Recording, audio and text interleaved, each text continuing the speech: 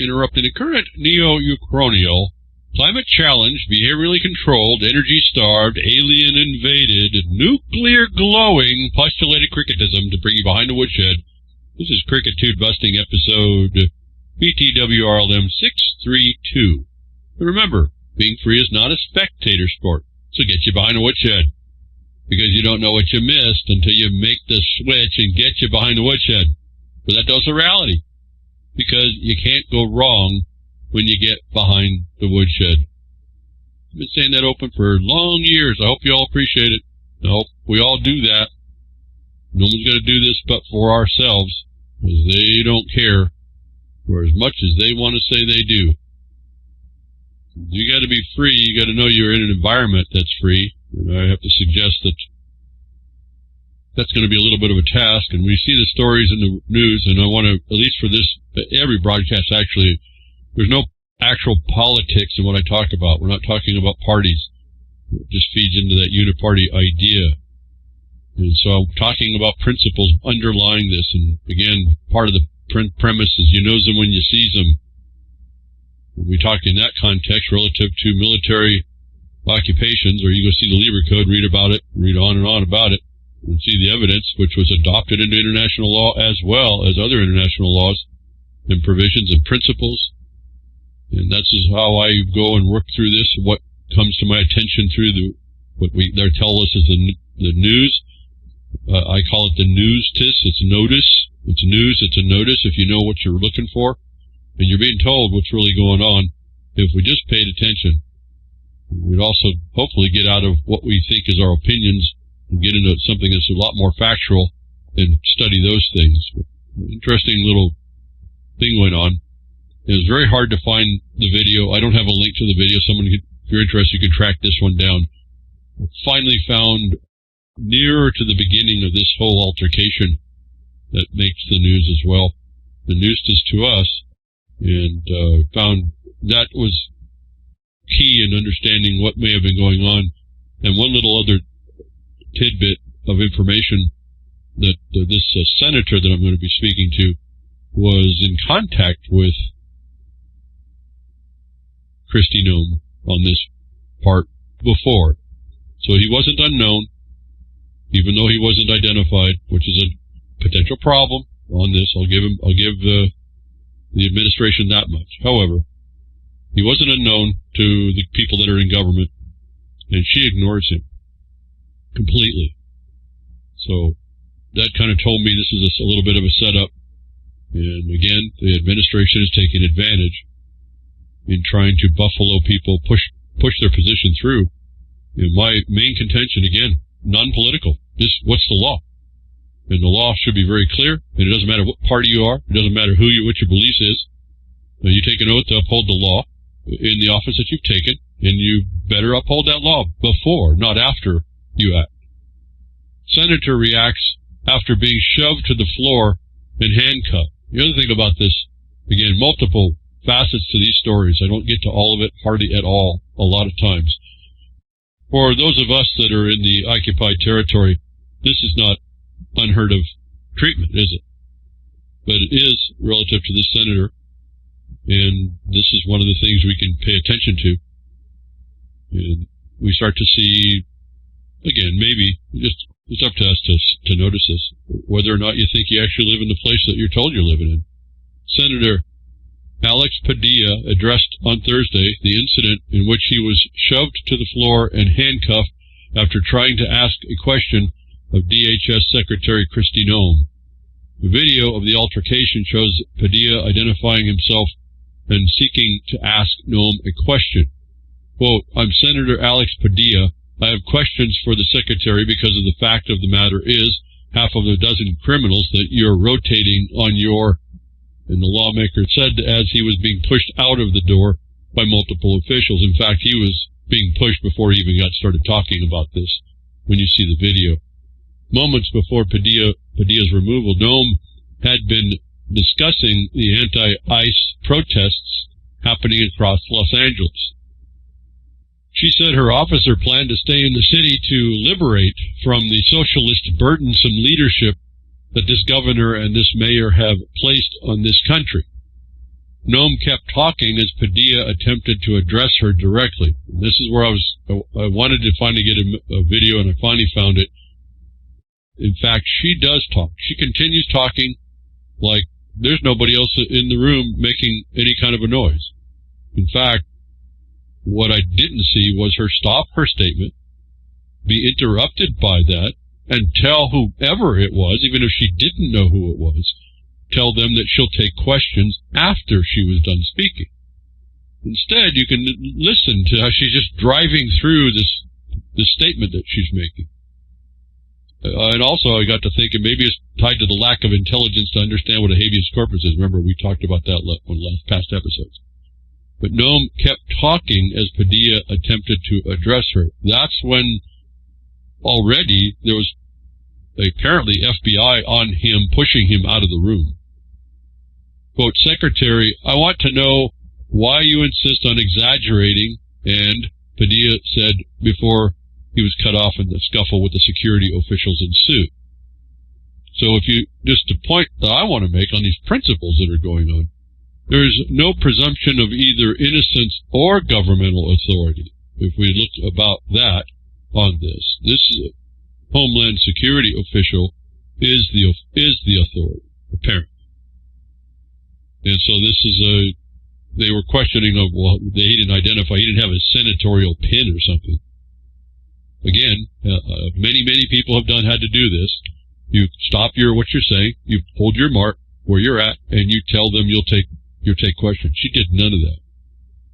Quote, if this is how the department, this is Padilla speaking, if this is how the Department of Homeland Security responds to a senator with a question, you can only imagine what they're doing to farm workers, Alex Padilla said. Well, maybe we're not in Kansas anymore, Toto. Noam seemed to imply later during an appearance on Fox News that Padilla will not face any charges for the incident, denying assertions that he had been arrested. She said, quote, she had in a conversation with the senator after this, claiming that no one knew who he was, even though he had been heard identifying himself in the video. And I think the timing on all that's also important. And you don't see any let-up, and then they claim that they didn't know even after he said so that he was. And in one regard, I can agree with if there was a real security issue, but he's not actually, it was contested that he was lunging at her. You don't see any of that in the video whatsoever. And so this is the problem with, we start to tell fibs here and there, and then you start to look at who's telling them and why they might do it. And we might start to see a little bit more. So essentially all I can say for my purposes, the principles that I see going on as we're trying to parse through all this chaos that we're watching now. And all I can say is welcome to the post-founding father Lincolnized occupied America, folks. But trust the plan and make America great again. Again? You mean pre-Lincoln era occupation? Yeah, not likely. In particular, with the post-Lincoln era modernization Siberian gulag that Trump and the Congress are insisting on with that new, big, beautiful bull that they keep spouting about. That includes Palantir. We get a little bit of news blurb about Palantir in the past, working together with the government. Palantir's secret war inside the plot to cripple WikiLeaks.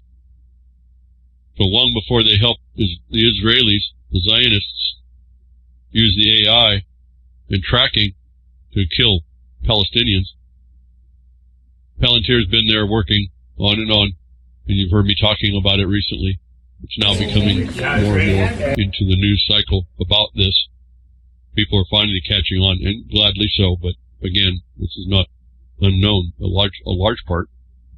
In 2011, Palantir and H.B. Gary Federal drafted an attack plan targeting WikiLeaks on behalf of Bank of America, according to the post by the Julian Assange-founded organization on X. Palantir spied on WikiLeaks servers, staff, and allies, tracking server migrations across the U.S. and Europe. And my sense on that is those of us that will eventually be working our own servers to try and keep the content out and keep it going and keep it available you listen for this trick and they can keep track of where you're going. I don't think that was impossible to know. Anybody that knows this knows that. The point is that they are already in the game of tracking people down, and to keep hide in the sewers is going to be a little bit difficult, and to keep yourself secure is going to be as difficult as we move in through this modernized world into the future that they want. I mean, that Siberian gulag that they're building, or built it, it's just a matter of attaching everybody in now. They advocated a rapid assault on WikiLeaks, touting their expertise in cybersecurity, insider threats, targeting analysis, and social media manipulation. Proposed tactics included fuel infighting, sow discord among WikiLeaks supporters, spread disinformation, submit fake documents to WikiLeaks, then publicly expose the error, undermine infrastructure confidence, plant stories questioning system security, launch cyber attacks, unmask sources and document submitters. Again, last episode we were hearing that the main platforms are doing that already.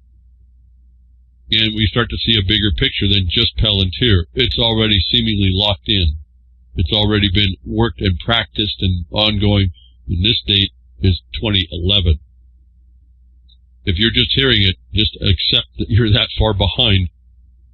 Maybe you should have got behind the woodshed earlier, but you're that far behind on really what's going on. Those of you that do understand this, they're keeping up and keeping ahead. So we got, on that side, we got a lot of work too. They wanted to discredit WikiLeaks. They want to launch campaigns to paint the platform as radical and reckless, to erode public trust, discredit employees through social media profiling. I mean, you listen through this list, and this is like all the things that are going on right now by lots of organizations. They wanted to isolate WikiLeaks by cutting ties with prominent journalists. Quote, without the support of people like Glenn Greenwald, WikiLeaks would fold, close quote. But again, Oudemyr was the owner of the publication that Greenwald worked with that took the information from Snowjob Snowden, and we didn't see but a speck of that.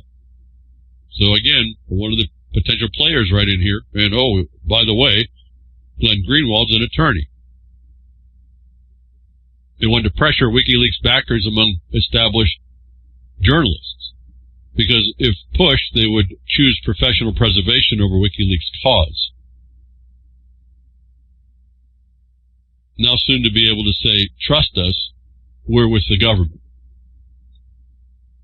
As Palantir is absorbed into the hive, into the Borg, and Trump is helping, and all of your Congress creators are too. And what about? We're here from the corporation and deliver you a poisoned apple a day, all day. Apple introduces digital passport IDs, marking major step toward normalized digital ID integration. What begins as a convenience quickly becomes the new baseline for showing ID in a wider scenario of situations. Apple's latest announcement at WWDC 2025 marks another step in the steady integration of digital identity into the everyday mobile technology. With iOS 26 set to introduce a passport-based digital IDs in Apple Wallet, users will soon be able to present a digital form of identification that supported TSA checkpoints and within certain apps requiring age or identity verification. Apple reiterated that the feature is, quote, not a replacement for your physical passport, close quote, but it will serve as an official ID for domestic travel and other select uses. The privileged class, folks. Where's this equity and equality they've been talking about? The Transportation Security Administration has confirmed it will accept digital passports for security screenings on domestic flights, effectively extending the reach of biometric and device-linked identity systems into routine aspects of public life. The shift is part of a larger trend, the normalization of digital ID as a prerequisite for everyday interactions. A prerequisite for everyday interactions, folks, being normalized today. An apple a day, all day. Yum. So if we're with the government, who's behind the LA anti-ICE riots? And this whole thing is, to my mind, there's so many loose ends that could be on into this, so many angles on this. I just can't even imagine. I was thinking about this for a long time, reading this article. Interesting question, but I don't know if we could ever get to the bottom of it, at least on the surface and as it's working. As we hear, President Donald Trump called the Los Angeles protests paid, but who could be behind the havoc? And understand, as we see these articles, they very well could be propaganda pieces. And the people that are being identified may or may not be party, or they may or may not be part of the propaganda in dispensing with it, in presenting it. So we bring out the old nemesis again, Soros in the shadows. Quote, allegations of funding leaks to Soros Open Society Foundation have been raised. Dr. Marco Marsili, researcher at Ca' Foscari University of Venice, tells Sputnik. What if it isn't Soros, but the playmasters are using the same techniques, or even the organizations of Soros? The protests aren't spontaneous. There's a structured strategy behind them, he claims. The Color Revolution playbook, Marsili outlines hallmarks of the Soros-style uprising. Protesters linked to well-funded Democrat-aligned NGOs. Liberal media frame riots as moral resistance. Symbolic activism, hashtag slogans spread rapidly. Federal agencies portrayed as oppressive. Now, let me offer a fun side story about all this. While there was Antifa rioting over in L.A., some so-called right-wing MAGA was planting "I like MAGA" on their cars, and they started, and the Antifa came back, started beating up each other's cars. The right wing, if you will, is not above using the same slogans and hashtags and spreading them around to cause chaos. And I thought that was pretty brilliant. Anyway, so if someone knows this technique and can get groups to execute the technique, because the controlling operators have been inside those groups, does it have to be Soros to turn on the machine? So remember, Soros works with or as an agent of the CIA or in other theaters, such as Ukraine. And again, this leveraged funding, your tax dollars are at work. One group behind the LA Unrest Coalition for Humane Immigrant Rights got $34 million in U.S. government grants in 2023 alone. So be careful of the dating here and when they got this money. It's also linked to Soros-funded programs like Soros Justice Fellowship. And I'm pointing this out about look at the past because maybe this is just someone pointing out that that's what happened. But the one you're reading from, the right's writing the story, that's telling the story, that's telling the narrative, isn't those at all. So these things that we had heard in the news about Doge picking up may have given somebody an idea. So this title here in the section says, Your Tax Dollars at Work, when it references U.S. grants, not Soros funding. So I thought that Trump said he'd stop that type of funding to groups. And yet we see references to it. And we're now seeing that there's different types of bundlings that went on, and this funding is actually still going on. Maybe Trump didn't go far enough. Maybe Doge didn't go far enough. And my question is, was that planned? Fake protests go viral. U.S. author Scott Adams denounced the LA protests as fake and paid by wealthy Democrats and Soros-linked organizations in a video post on X. He believes the real goal is to create chaos and undermine Trump. So did Trump just pick this up and say, oh, he thinks they're paid? Do we see an echo chamber being developed here? Who is running these things at the LA? Or maybe all of them? Maybe others that we don't even know about. Who dropped the bricks is another question. No, not the BRICS, Economic Association. No, the real bricks, building bricks. Who dropped them? Just like last time. Again, we're watching some, they're just reiterating what happened in the last thing that no one liked. Everyone wanted stopped, well, except for the subversives. Conservative ex-influencers spotlighted pallets of bricks conveniently dropped at protest sites across Los Angeles. Bricks, rocks, and Molotov cocktails are used against law enforcement. Whether the bricks are used or not, what would it take to drop a load of bricks off as a distraction to make it appear Soros-esque? The question is organized. Is these organized issues? LA Council member Eunice Hernandez, quote, when they show up, we got to show up even stronger. Conservatives say she all but admits on camera that ICE riots are Democrat organized. But you see, it says conservatives say. That's not proof. The BLM 2.0 with a twist, observers say it's the repetition of 2020 BLM riots.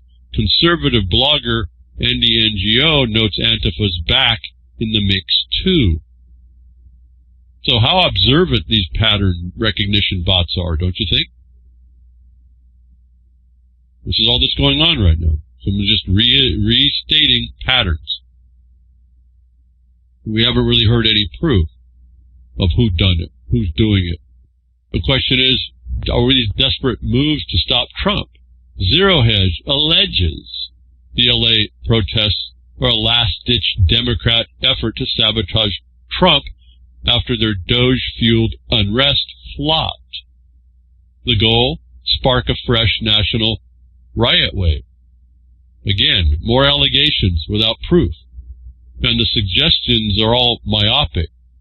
So let's expand here the horizon a touch. And we're talking about nearly inescapable societal surveillance, remember. Starting with this Palantir, what the big, beautiful ball is all about, and what they're bringing in, as I've been reporting here month after month now, relative and since the Trump moved in and made it obvious. So let's jump to China, a premier example. Instead of Soros, is there a different philanthropath supporting Chinese causes? Well, sustainable and development at all. Remember, this is a global matter. Then there's the ostensible Soros counterparts like Neville Singham, who promoted pro-Palestinian narratives through his NGOs, but more consistent with Netanyahu's creation of Hamas, who used Palantir to more efficiently commit genocide. Another Soros counterpart is Pierre Omidyar. Remember, as I said, Glenn Greenwald and of Snowden fame. These are all counterparts. They work similarly in different aspects. Remember, these narratives can be woven together as well to produce the outcome that they want, and each player taking his advantage while America is defeated from within. And the technocrats can unite, correct? When consideration is given to the observations of many, many posters, and a list is made of all the important potentials, as might be seen scrolling through an ex-Twitter feed, it's conceivable this is a season of chaos as a war plan being executed against the American people. Trump thinks or makes believe he is fighting the right, but fighting for what's right, but the right cause, but he empowers that enemy from within, as I've been mentioning and pointing out. And the title of the last episode, Do They Know? It seems Yuri Bezmenov also mentioned in the last episode was right. Either the American people are defeated in themselves, a large part of the feed of those people agreeing with destruction of their rights under this misguided notion of what patriotism is, willing to abandon all the constitutional constraints upon government. And someone actually advocating for the suspension of habeas was really the highlight of that. Many people, actually. It wasn't just one. Then I noticed this well-known celebrity was identified as an attorney who should know better, right? I mean, this is the clues, the clear and obvious clues that just something's not right in all of this. And that's when this whole L.A. riots affair took on a different look and depth for me, when I started to see this, as well as some of the other things wrapped into the distraction. This conservative celebrity attorney just happened to be one of the privileged to receive the first batch of JFK files in that photo op promotion that ultimately went nowhere, but was fodder for the faithful from the White House and through Trump. And that happened just about the time the alternative media, so-called, was given access to the White House press pool. Right, Tim? And about the same time old Tim Pool was promoted to have contracted with the not-so-free speech platform Crumble that also aligned itself with Trump's Truth Social. Then when I started to see the earmarks, even a nicked earmarks, feeding into what is appearing to be a planned operation, the foreign agents started pressing for some of the outcomes that occurred to me could be forming up if this were a military-style operation that looks like a riot in L.A. against we the people. An influencer said to be a journalist calls for exactly what we the people would not want if free meant anything. Someone of increasingly questionable identity and allegiance as well. This is someone that has been seen to have an increasing access and influence to the White House, just recently visiting Vice President J.D. Vance, and right before the riots started. And I have to say here, without giving license to the subversive elements showing up now, before those elements arrived, people were peacefully protesting the denial of due process to people deported, which the law and the Supreme Court says is illegal, and the Trump administration resisting the law, and which have been the cause, it seems, of the initial protests. Not because of Soros.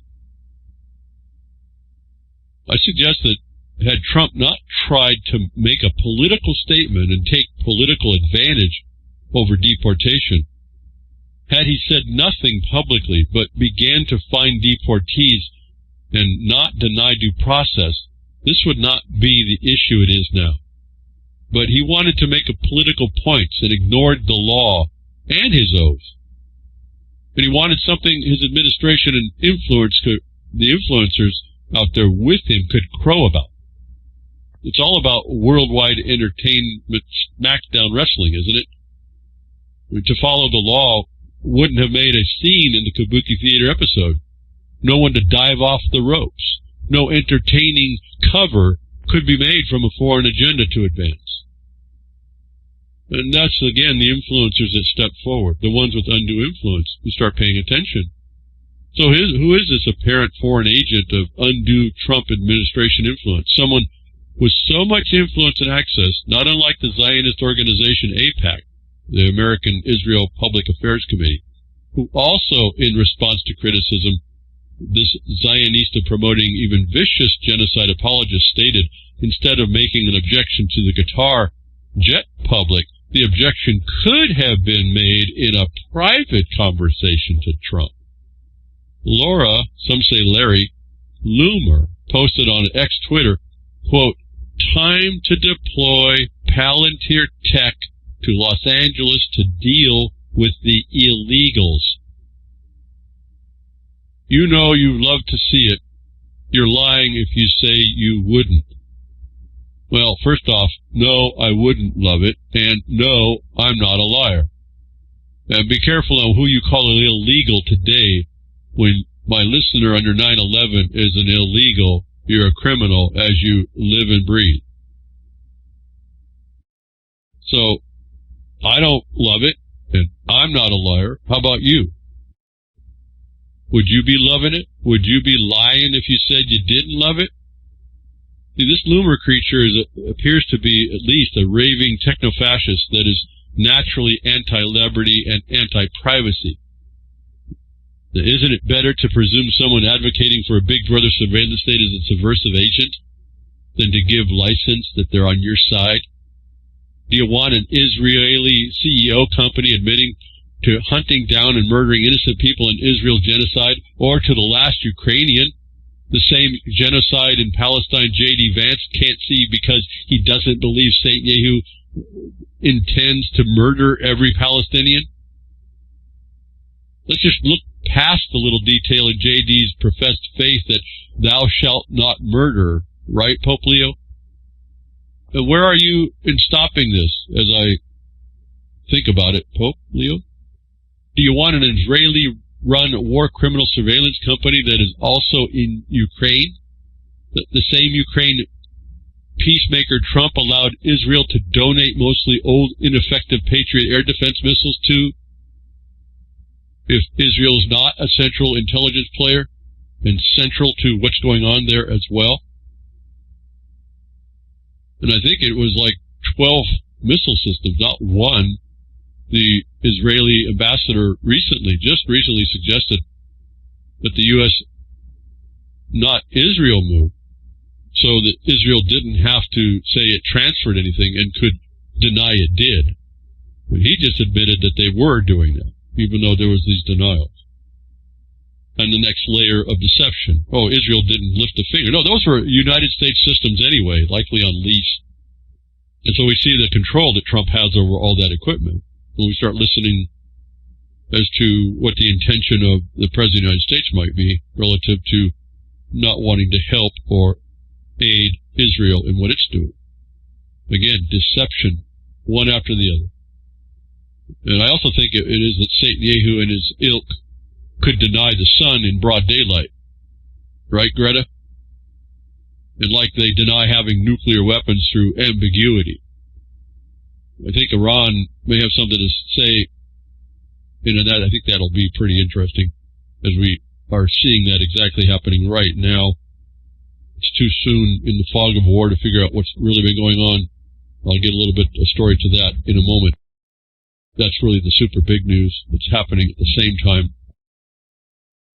But do you want an Israeli Palantir tech to profit by its technology to further the agenda of the United States government to track, trace, behaviorally control, tax, or kill you to deal with the matter the government caused when Trump failed to honor the Constitution he took an oath to uphold? And while they all deny the purpose of the technology is to track, trace, and behaviorally control, tax, and kill you?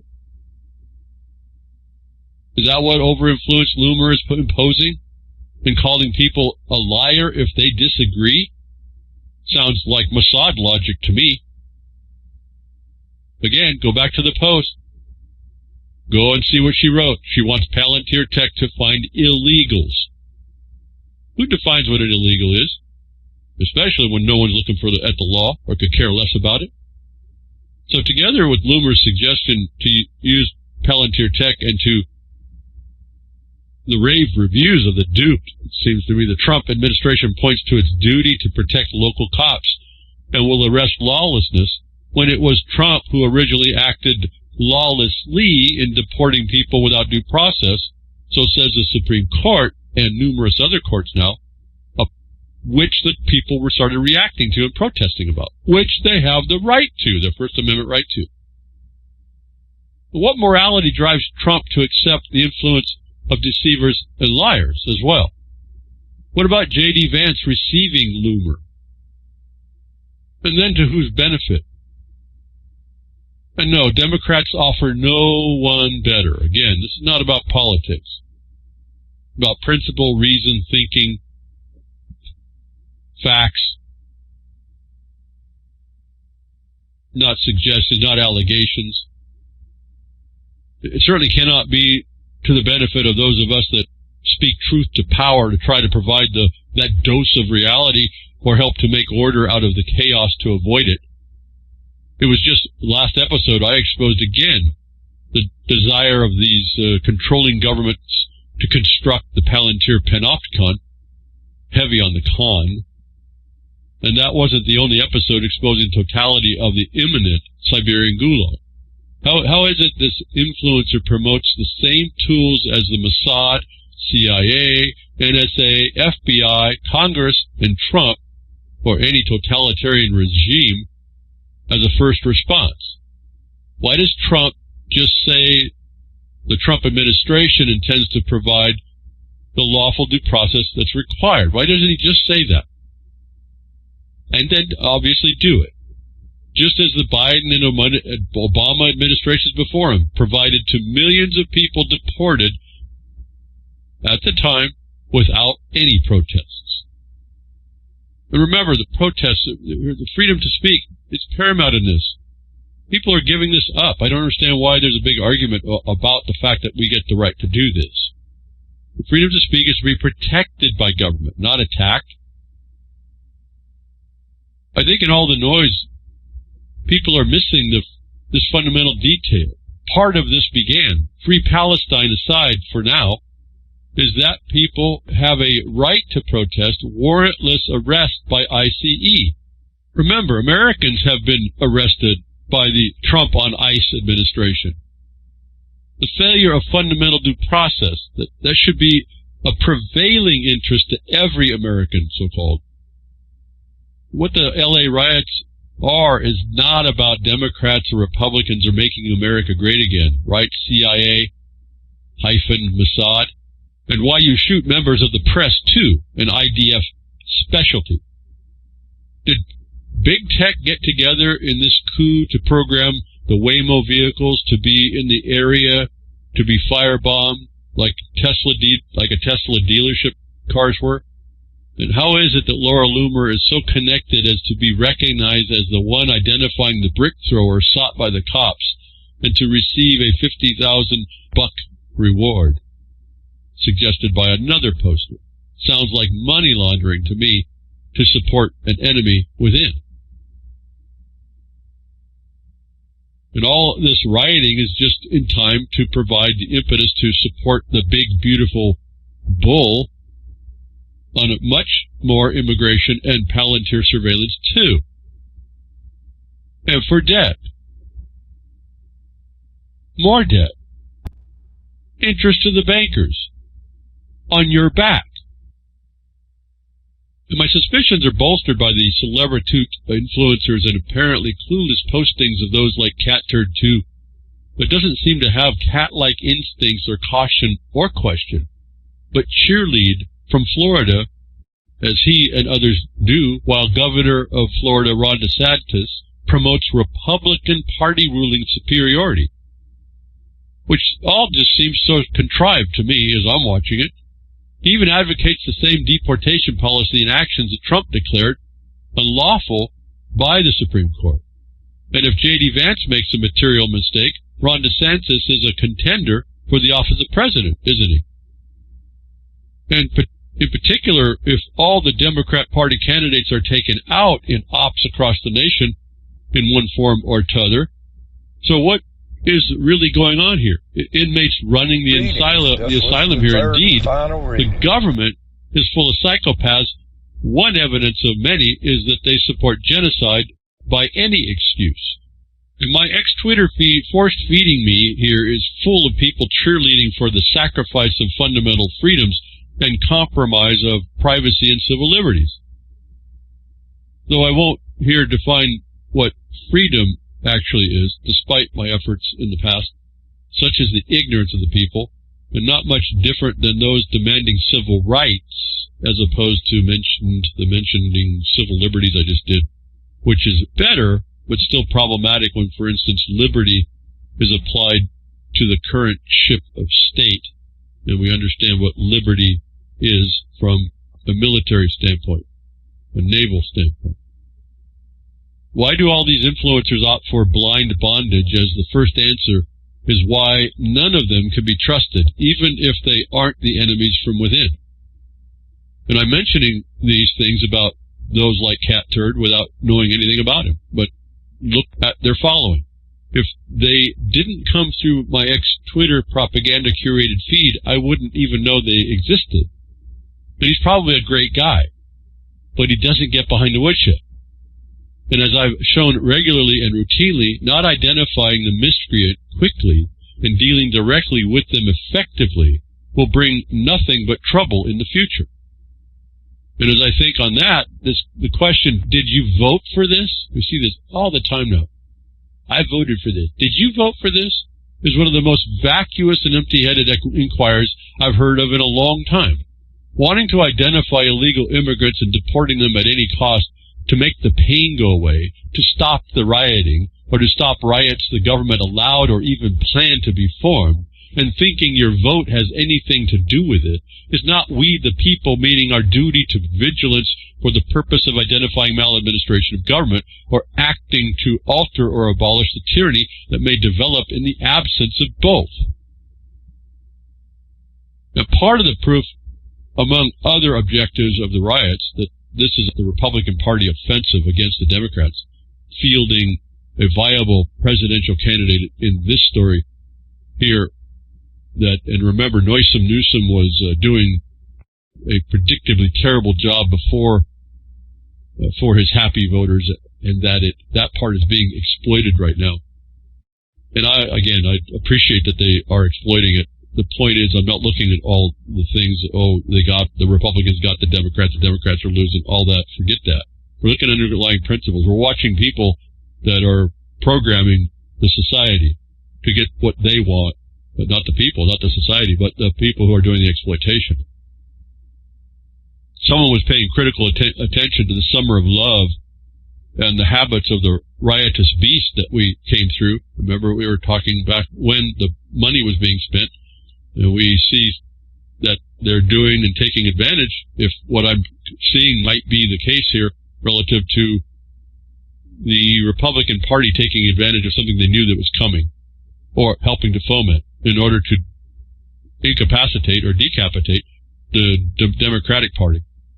And again, this is just one angle of many. I'm going to mention a couple more here as I go. Again, to see what all the potentials are, who the players might be, as they take us down as a society, as America gets pulled down by the weight of the offensive, by many, many peoples that don't believe the organic establishment was worthy of the experiment. Trump urges California governor to apologize to Los Angeles residents for horrible job. U.S. President Donald Trump has urged California Governor Gavin Newsom and Los Angeles Mayor Karen Bass to apologize to the people of Los Angeles for the horrible job they both had done amid the protests. A raid by United States Immigration and Customs Enforcement, ICE, to identify illegal immigrants in downtown Los Angeles on June 7th escalated into clashes with protesters. That same day, Newsom threatened that the state could refuse to pay federal taxes in response to possible large-scale cuts in federal funding by the Trump administration. White House Press Secretary Caroline Leavitt to Beaver said on June 8th that 2,000 National Guard forces would be deployed in the city amid protests. Quote, Governor Gavin Newsom and Mayor Bass should apologize to the people of Los Angeles for the horrible job that they have done, and this now includes the ongoing LA riots, Trump said on Truth Social. Again, Truth Social, not an official channel. You see the digital, the Siberian Gulag communication system, the Palantir Panopticon kite system of communication is in full swing right now already. And we have been able to see in the last few months that Truth Social, like crumble, is Wall Street speak. It's not free speak. Earlier, the California Governor Gavin Newsom demanded the Pentagon Chief Pete Hegseth canceled the deployment of the National Guard in Los Angeles amid protests in the city against the United States government's immigration policies. Quote, I have formally requested the Trump administration rescind their unlawful deployment of troops in Los Angeles County and return them to my command, Newsom said on X. And interesting, and I haven't been able to track too much of it down. It's going really too fast for me. But I understand a court just came back and ordered the very same thing, even though the governor lost that first one. However, on the taxation, I think it's going to be a crime for him to withhold the federal taxes. He doesn't have that power. Again, the focus for me here on this is that the president actually put his post on Truth Social. And then Newsom responded on X-Twitter. So our communication lines aren't even meeting, I guess. At any rate, in addition, the California governor called the decision of the United States federal authorities a violation of the state's sovereign rights. And California is traditionally considered a Democratic stronghold, and Trump has repeatedly criticized it. Well, this may be a party attack right here to try and take this out. And I think very well clearly this can be seen to be a political cause, the LA riots, part of which could be a political cause that was taken advantage of. As anybody who looked at this could do that. You see them, they delineated the steps that they knew were going to come down. Somebody who was a strategist could have figured out how to exploit that. And I think that's part of what we're looking at here. And I don't believe this reference to be inconsequential in the ongoing transformation of America into the Siberian Gulag and Palantir Panopticon. And the criticism from both sides in this war could be correct. Maybe we need to pay attention to that criticism as well to further inform us about the Uniparty. And how close might we be to full federal enforcement? Holding the federal Trump card? Might the excuse of an unnamed La Raza movement come to the rescue? Why did Jewish Mexican president just threaten the United States more than once? Convenient helper, wouldn't she be? Trump hints at big move invoking the Insurrection Act. President Trump still has a big and controversial card he could play in regard to Los Angeles protests, invoking the Insurrection Act. If there's an insurrection, I would certainly invoke it, he told reporters on Tuesday, reports Reuters. We'll see. The 1807 Act, quote, is among the most extreme emergency powers available to a sitting president. It allows the president to summon U.S. troops to put down domestic unrest. Let me just interject. It means it's not happening yet because he hasn't ordered it. And I think this becomes the problem after if the report I had about the court putting the National Guard back into Newsom's hands is correct. That might be the reason here. Remember, Trump just throws it out there, but he doesn't actually have the proof, no evidence that he has that authority. Yes, Trump already has ordered the Marines and the National Guard to Los Angeles under separate legal authority, but their duties are legally limited to protecting federal property and personnel. If Trump invokes the act, they could directly intervene against protesters. Critics, including the Democratic Senator Richard Blumenthal, view that Trump has done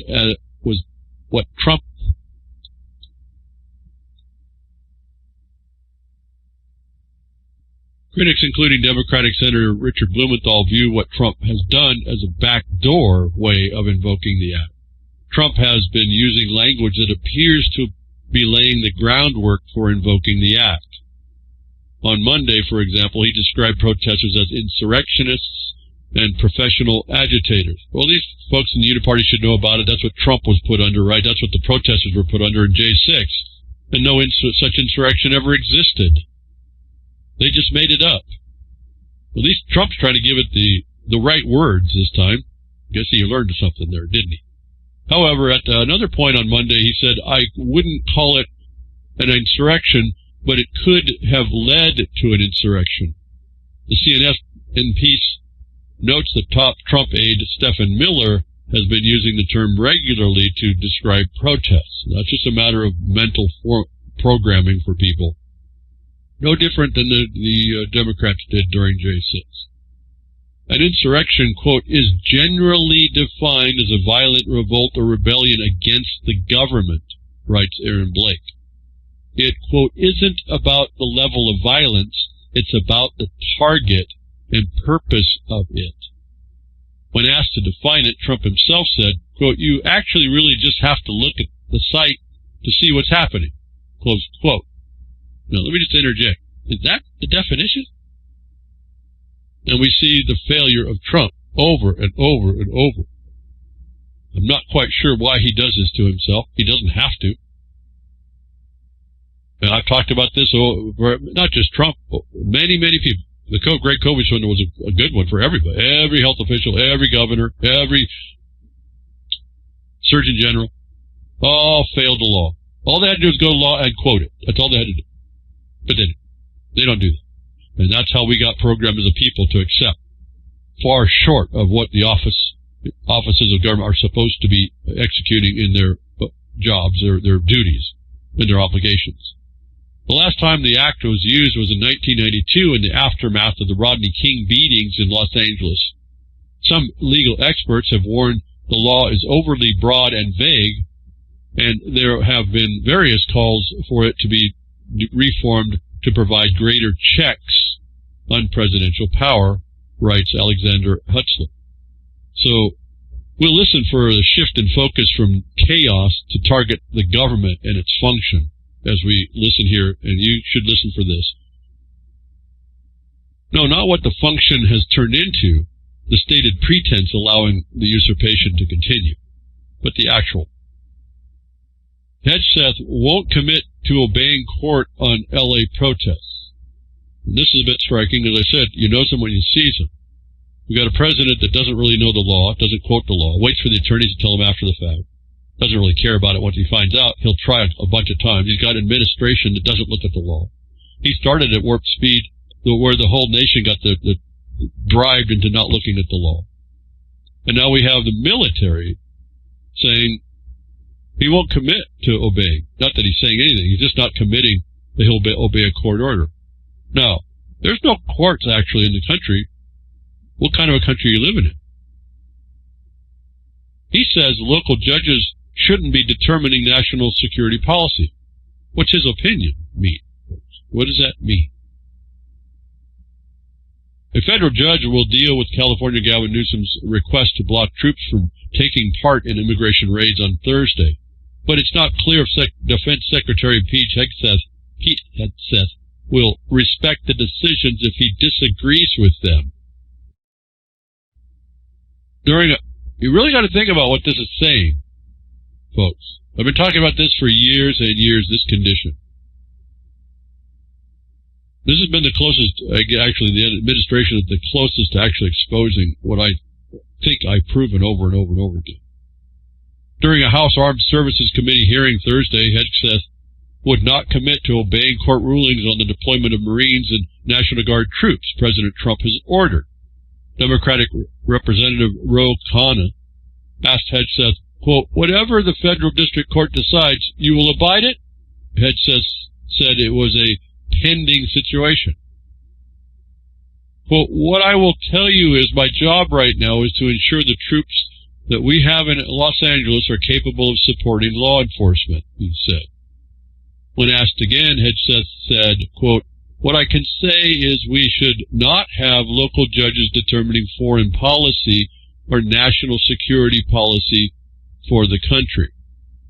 He repeated the answer when he was asked, "So you're willing to say you would respect those decisions?"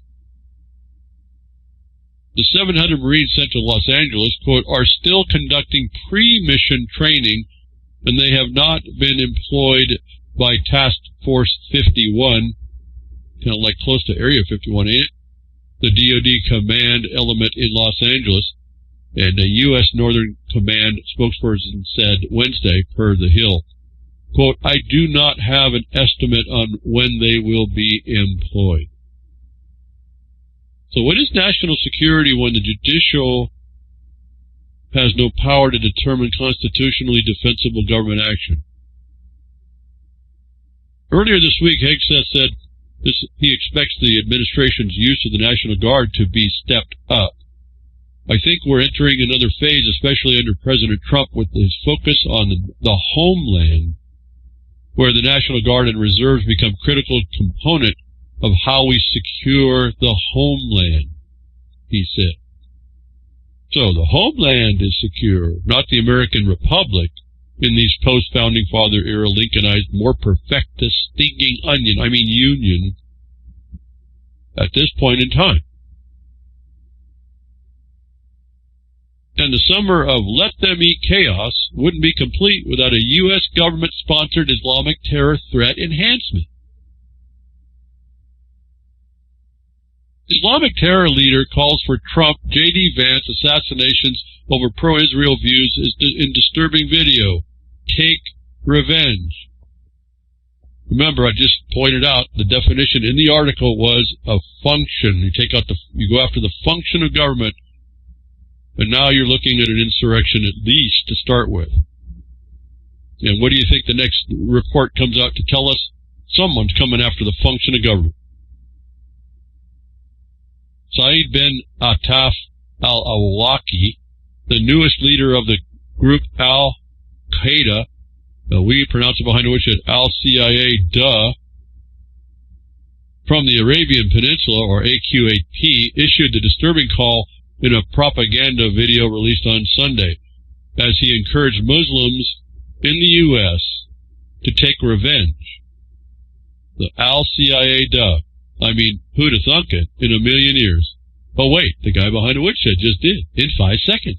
Al-CIA, those that the Israel and U.S.-sponsored Is Us, now running Syria, steps up, as if on cue, to threaten the function of the United States. The leader of a heinous Islamist terror group has called the president and scores of his top advisors to be assassinated as revenge for their pro-Israel stances. Heinous too, folks, now.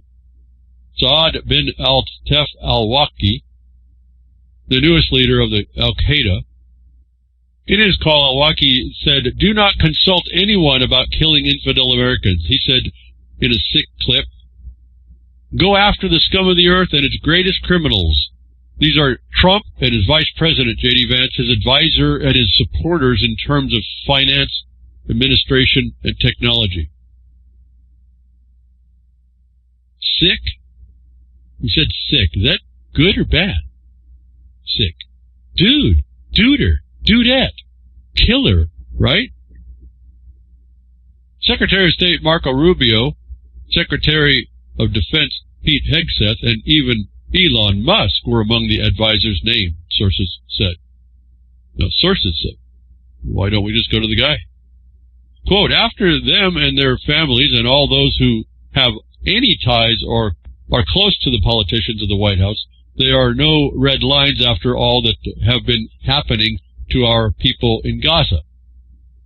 Elsewhere, al-Awlaki, for whom the United States Department has issued a $6 million bounty, and note here, the leader of Syria had a $10 million bounty on his head by the United States until Is Us ousted Assad.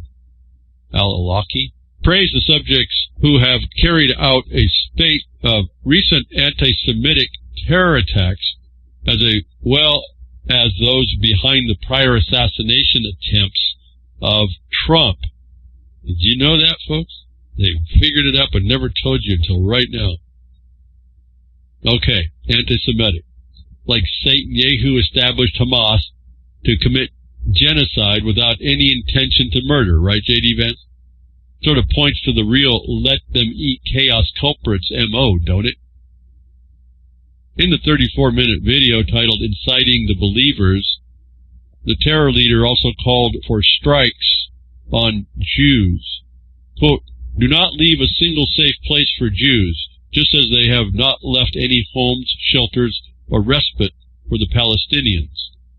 So, right on cue, Al-CIA provides the missing puzzle piece from the United States President's domestic trump card. How convenient. Don't you all think?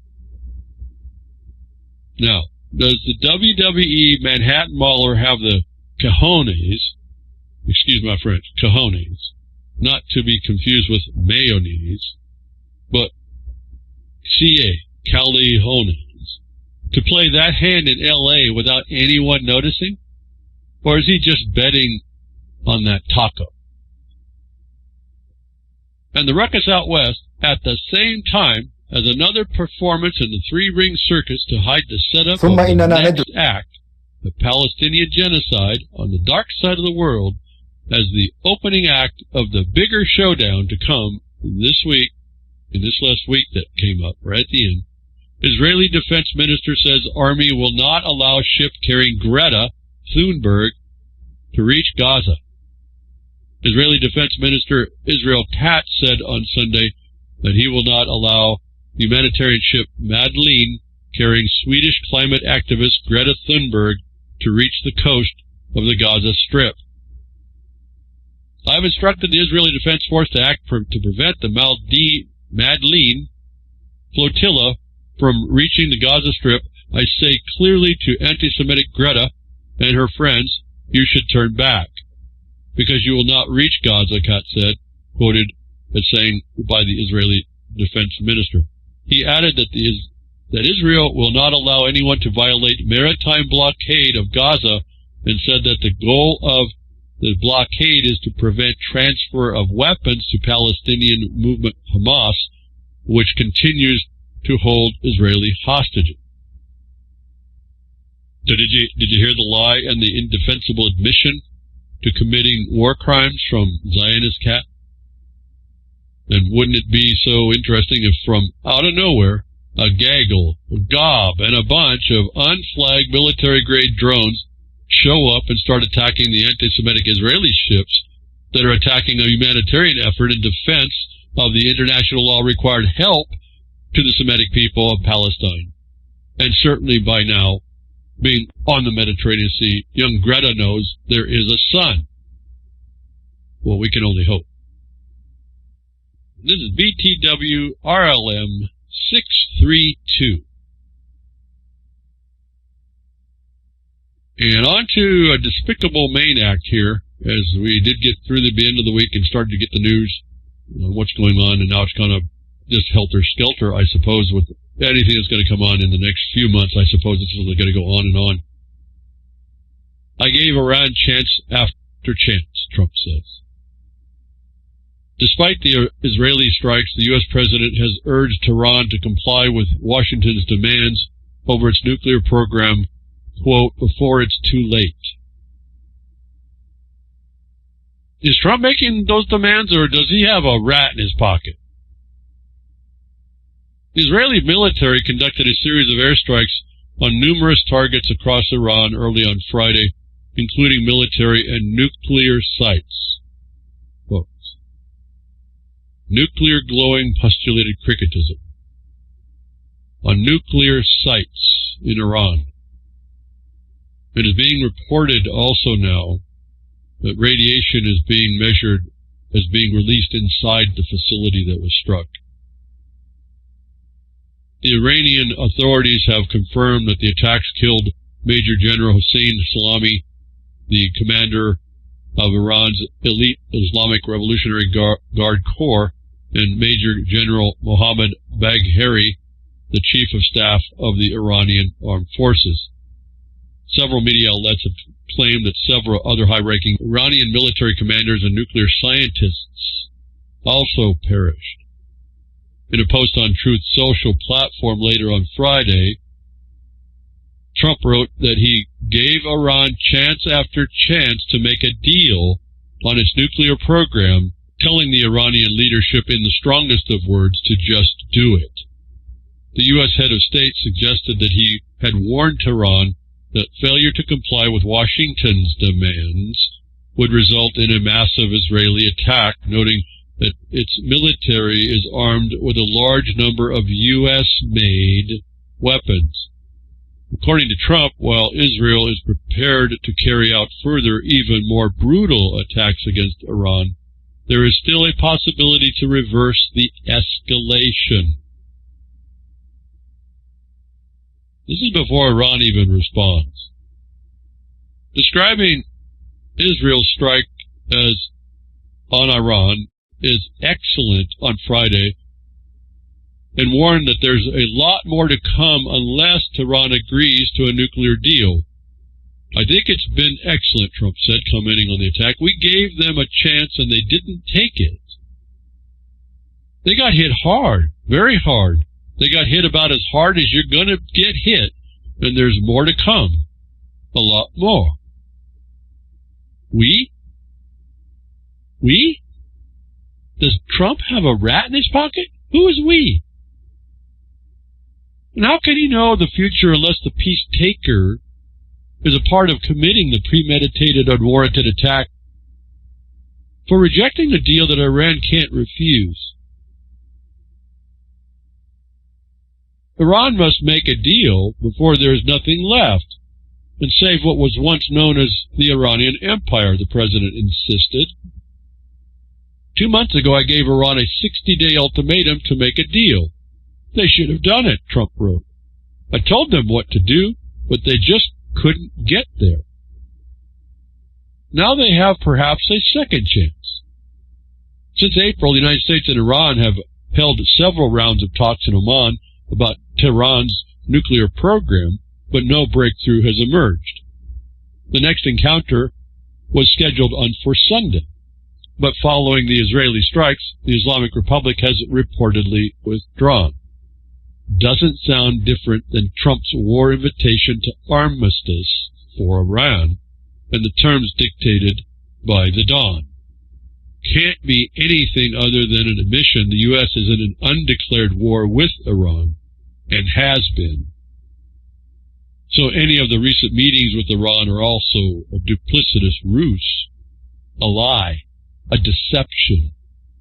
And no one in the world can trust Trump now, other than to be a duplicitous thug is not terrific, not too beautiful. Trump's utterly failed again at being a peacemaker. He's complicit if he actually hasn't done anything, but I can't see it. Trump isn't the deal maker he claims either, more than an organized criminal syndicate Don that believes he makes deals you can't refuse, and hopes, in his failure to make a deal with Iran, the prior deal for which Trump actually broke originally, that a couple punches by his hitmen will be enough for Iran to capitulate, can only put Trump in a negative light before the whole world. We might as well kiss any peacemaker legacy goodbye. Even if Trump had nothing at all to do with the unwarranted attack on Iran, Trump looks bad, very bad, complicit even. And people didn't vote him into office to go to war. And that's one thing I can appreciate with those that are now seeing the truth. The cheerleaders are now starting to see. And they're starting to say that. Trump appears more so AIPAC compromised, not a man in charge of the office of President of the United States. Then who is Trump or Netanyahu to dictate Iran's civilian nuclear power programs and other non-weapon needs? So it appears the WWE Manhattan Mauler is conducting an unwarranted war attacking Iran because Iran embarrassed him when not agreeing to his absurd demands, or that he had no moral or legal authority to make. Whether Iran survives or not will not change these facts. Trump has let America down yet again. And what is more embarrassing is he didn't have to go this way. He could have been the man he claimed he wanted to be. But that would have taken uncompromising backbone. And in all this chaos all this week, more and more stuff going on. And remember I talked about Singham in the LA riots, him coming from the Chinese support side. We had this story. However, I find an interesting problem with the vigor upon which they're dealing with this one. But it brings up a different story right after this one. Third, a Chinese scientist charged with smuggling materials. A Chinese scientist was arrested while arriving in the United States at the Detroit airport, the second case in days involving alleged smuggling, let's get that, alleged smuggling of biological materials. The scientist is accused of shipping biological material months ago to staff at a laboratory at the University of Michigan.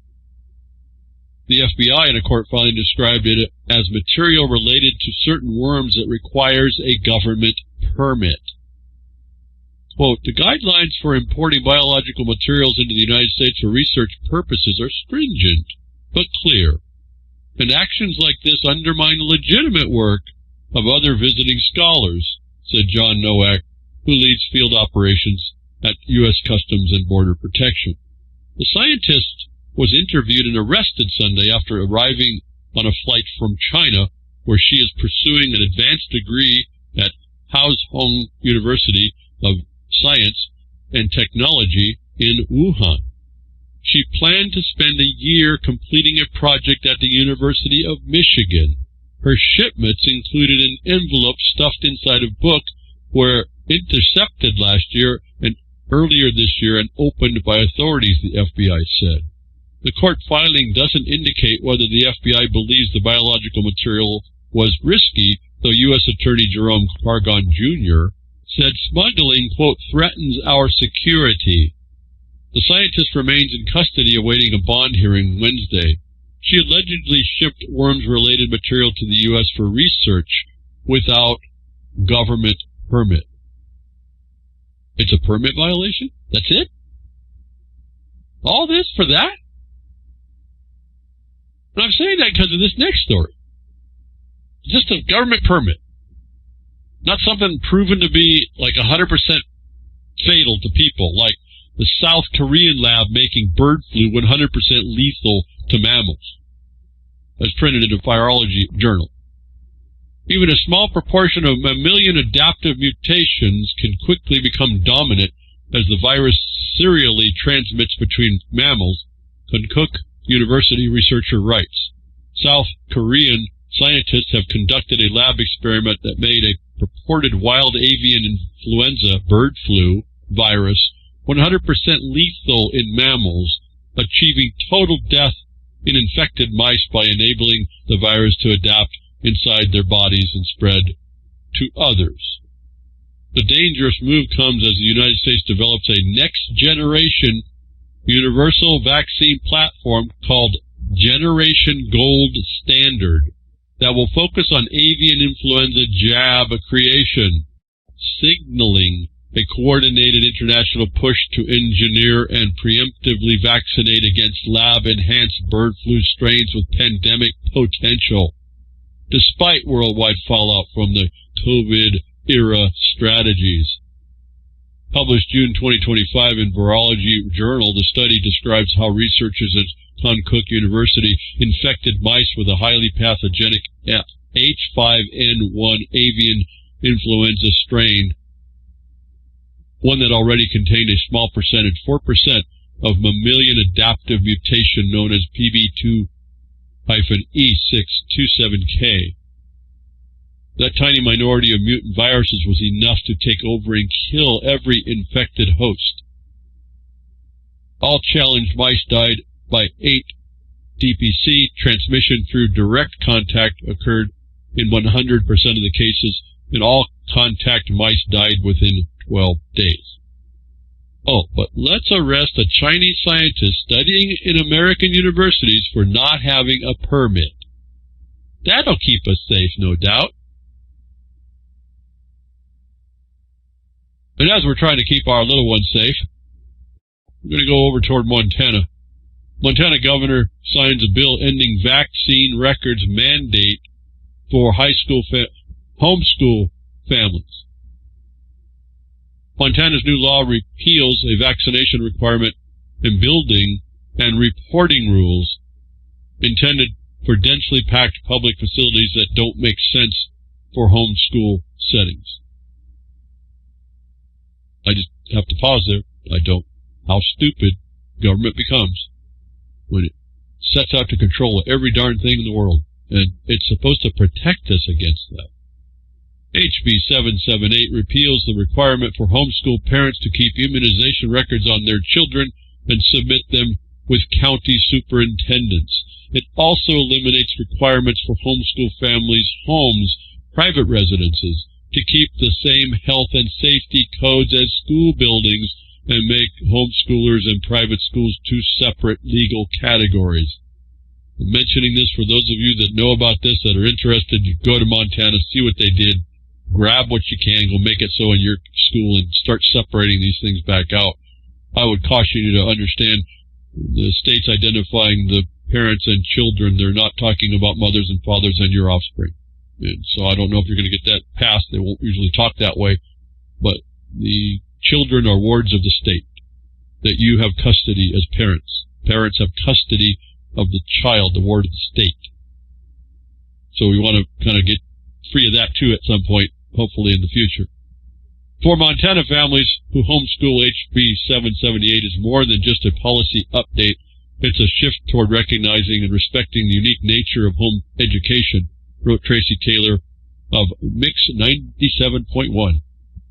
Quote, by cutting unnecessary red tape and clearly separating homeschools from non-public schools, the law supports education freedom while still ensuring students get a solid education. And let me just interject, why would they need it? There's no interaction, right?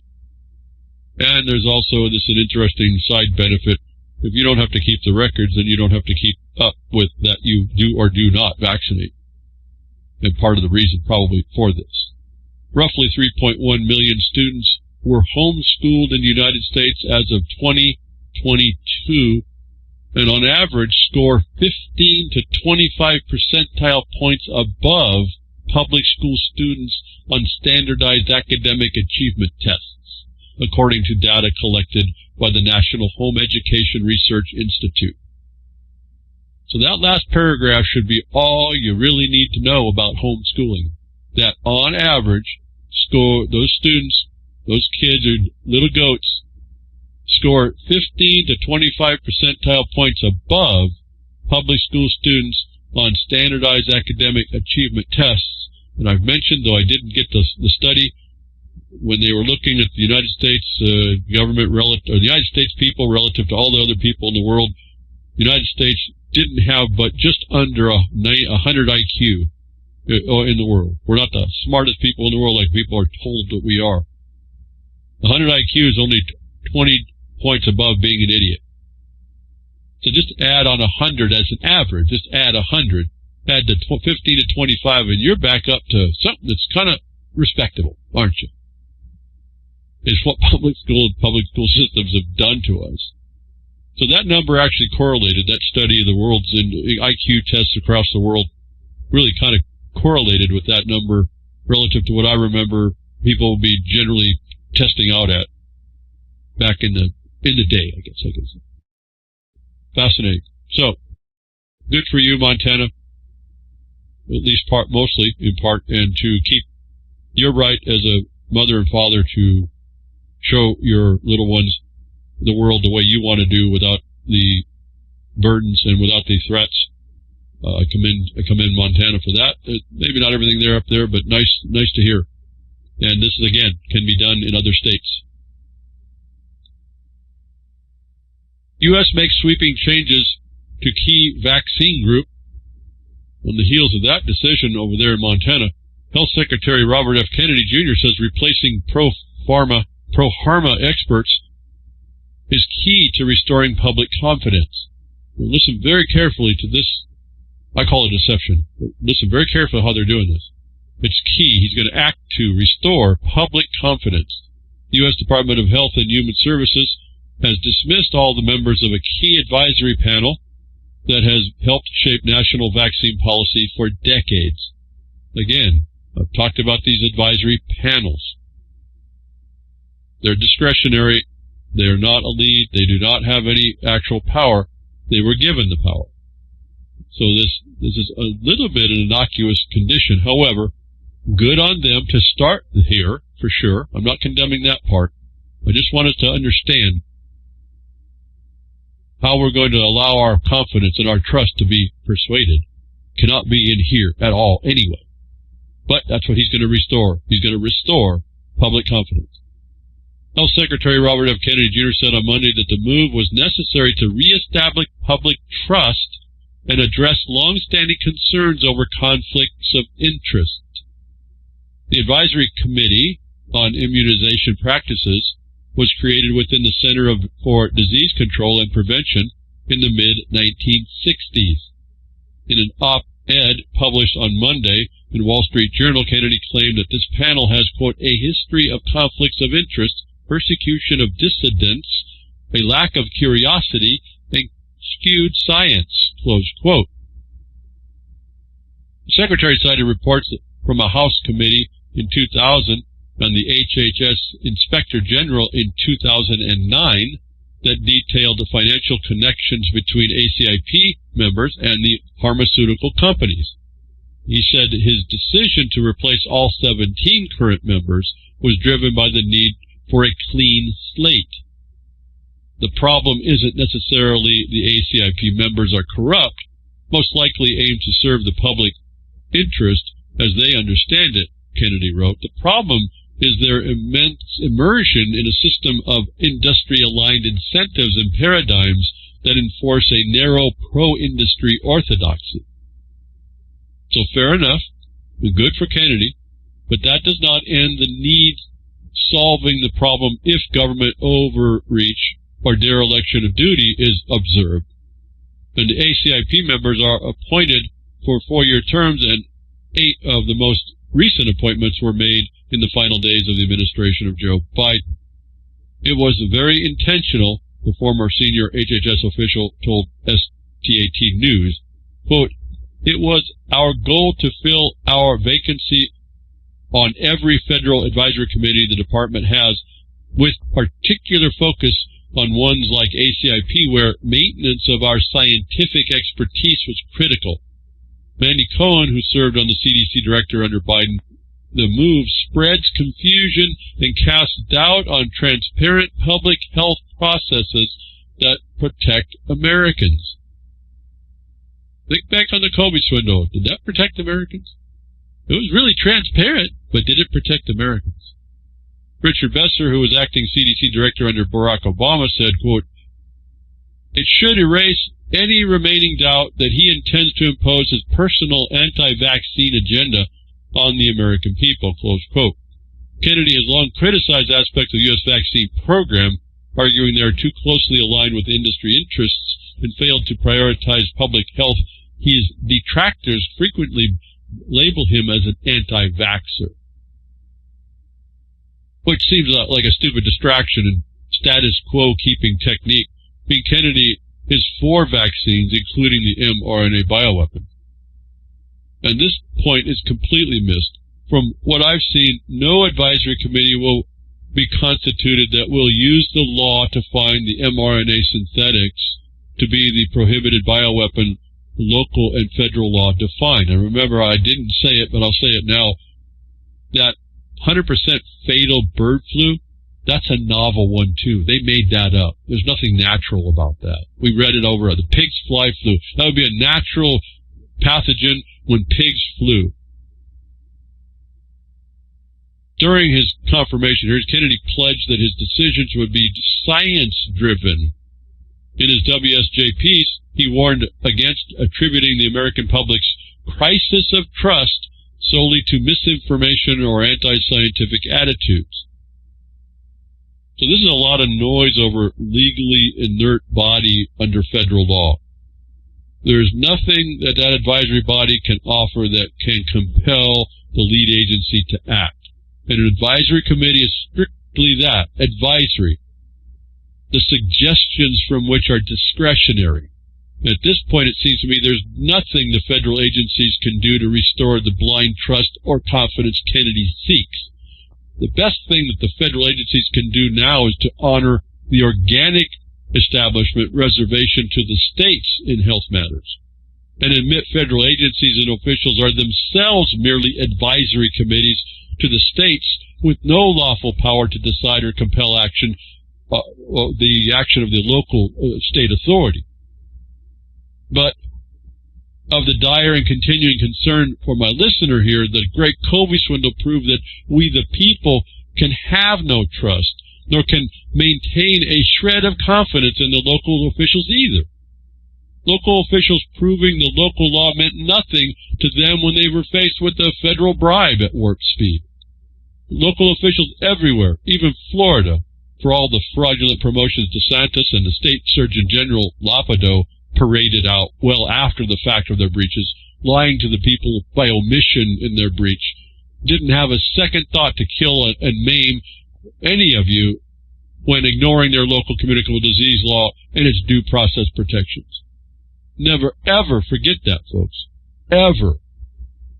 You can have no trust or confidence in the government, and Kennedy has no underlying power to make any trust or confidence objectively real. Any declarations coming out of the federal health agencies are advisory only.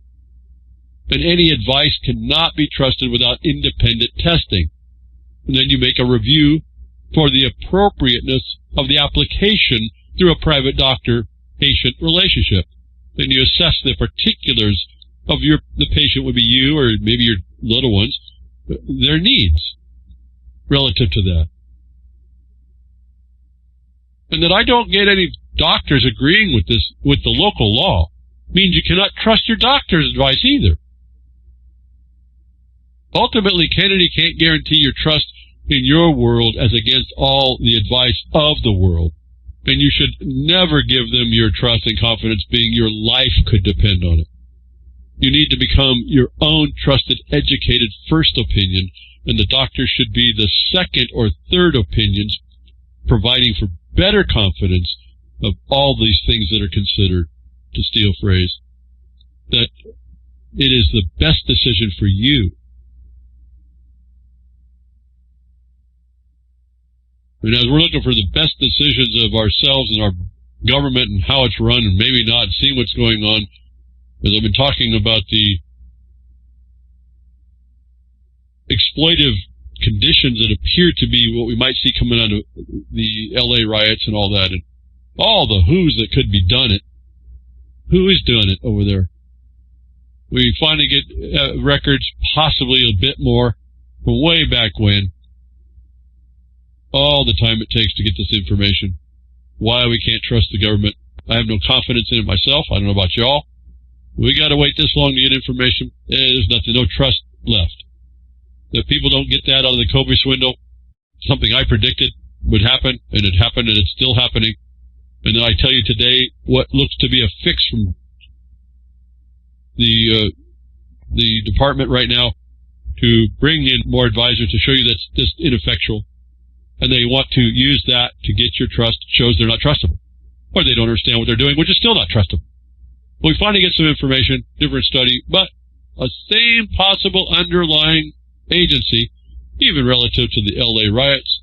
The CIA released a new batch of declassified documents surrounding the assassination of Robert F. Kennedy in 1968, acting on an executive order that President Trump issued soon after taking office. This is the father of Robert F. Kennedy, Jr. Kennedy was shot and killed by Sirhan Sirhan after the Democratic presidential primary in California in June 1968, 4.5 years after President John F. Kennedy, his brother, was slain in Dallas. Let me just offer, without too much more comment, that may not be so true. If you look and research this, there's so much more information out there that maybe someone else done it. And when you read, see the description of these records that have come through, they were trying to study Sirhan Sirhan's mentality about this to try and figure out why he would have done it. And so there's an interesting question around all these things as well, over and atop even this. But we're going to be handed some documentation. Sirhan, a Palestinian with Jordanian citizenship, said later that he killed RFK because RFK's support for Israel in the Six-Day War in 1967. Quote, the records reveal for the first time that Senator Kennedy shared his experience traveling to the former Soviet Union with the CIA, reflecting his patriotic commitment to serving his country, the CIA said in a statement accompanying the release. The disclosure includes 54 newly declassified documents totaling 1,450 pages. They include news articles, dispatches from overseas, CIA stations, intelligence reports on foreign officials, investigative updates, and correspondence between the CIA and other agencies like the State Department and the Department of Justice. The longest document runs 814 pages and details the response to the assassination of CIA outposts and USA embassies around the world, with agents in numerous countries following leads about Sirhan's background and potential motivation. Mr. Trump ordered the intelligence community to review and release the documents related to the RFK, JFK, and Martin Luther King Jr. assassinations in an executive order in January. Last episode I said you're not going to probably hear those are MLK files, not sometime soon for sure. Quote, today's release delivers on President's commitment to maximum transparency enabling the CIA to shine a light on information that serves the public interest, CIA Director John Ratcliffe said in a statement about the new documents. So I really dislike seeing the redactions pursuant to Trump's limitation that serves the public interest. That is, that serves the government's interest, not that of the people. Health and Human Services Secretary Robert F. Kennedy Jr., RFK's son, welcomed the release in a statement. Lifting the veil on the RFK papers is necessary toward restoring trust in American government, the younger RFK said. So how is the veil lifted on a redacted document? How does that restore trust? Welfare, not warfare. Thousands protest in London against austerity cuts. And if these last few stories you don't think are all tied together, really think again. Again, they start moving this thing around. They make it look like it's more trustable. And I'm bringing up the questions of how you can trust, because we really can't. Because when you look at what the documents say, where everything's pointing, notwithstanding what's being said about where people want it to go, we continue down to the future that they want.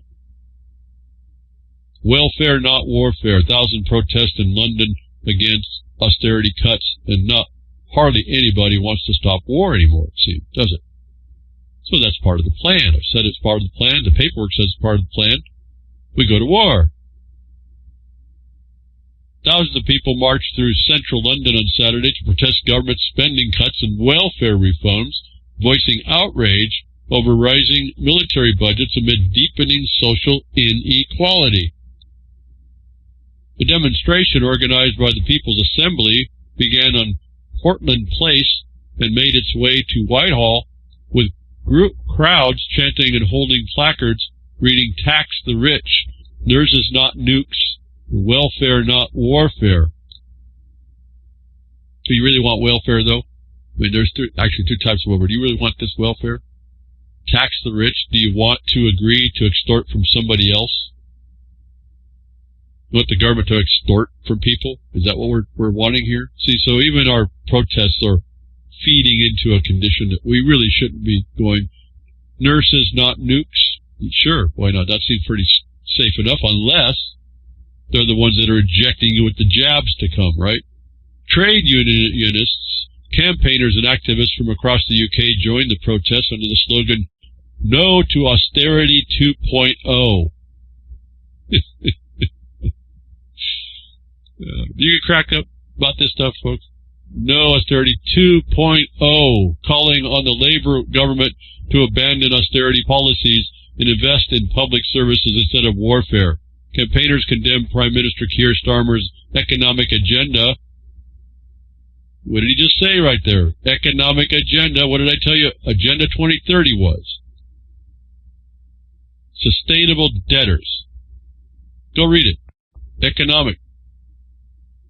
Accusing his cabinet of hiding behind the so-called fiscal rules while enacting cuts that deepen poverty, erode social protections, and widening inequality.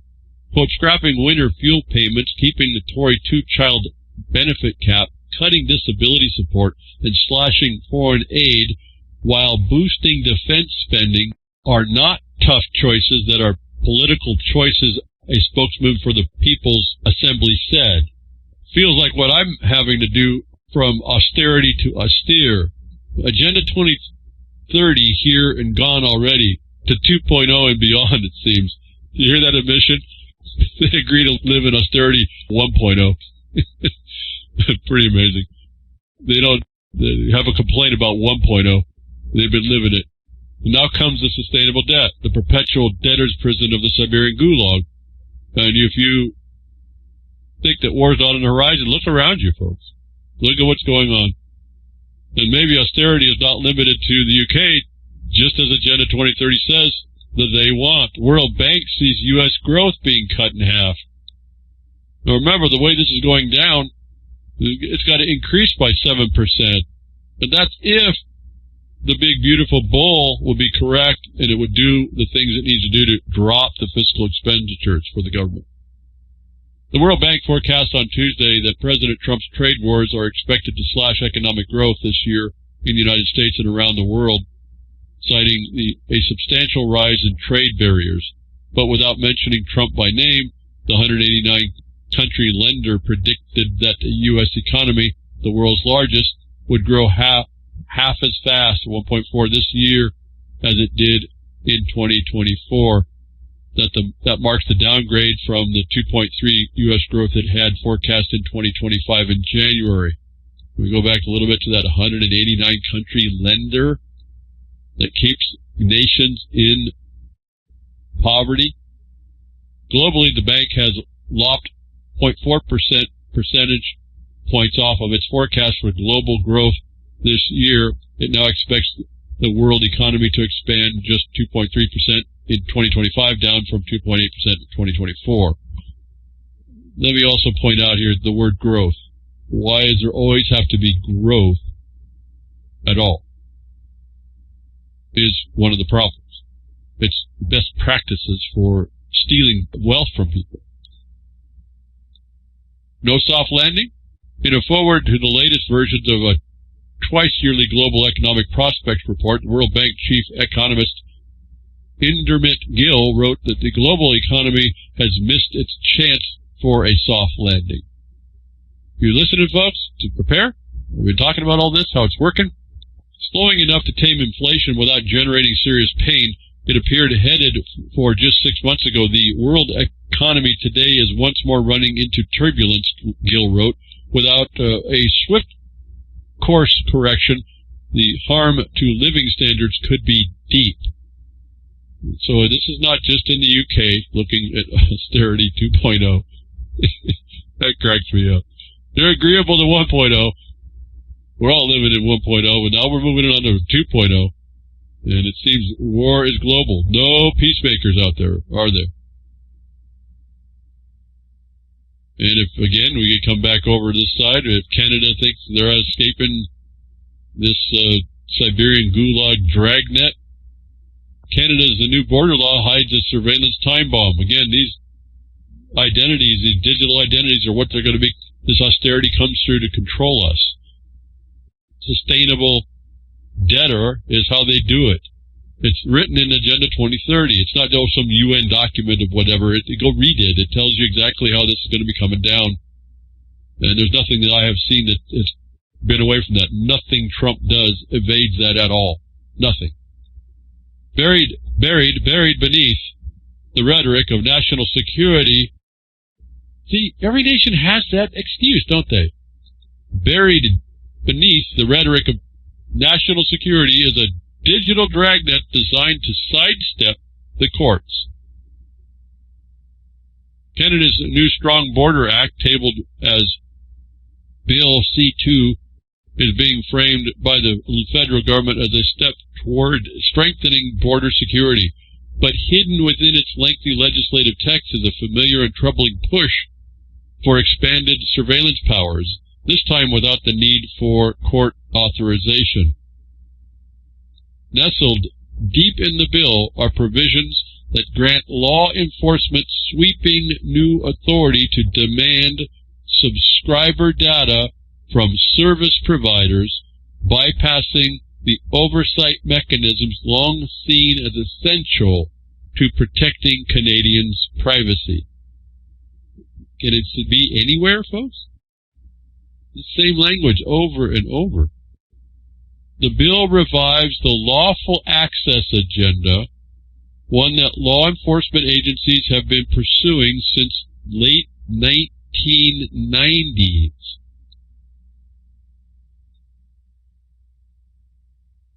I'm pausing. I can't help but pause right there.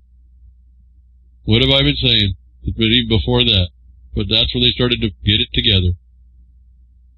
We've been dealing underneath this sustainable nonsense since right around the late 70s. It actually started back in the 50s, but when we started to see it, then in the 80s, it was being written about as being now put into play.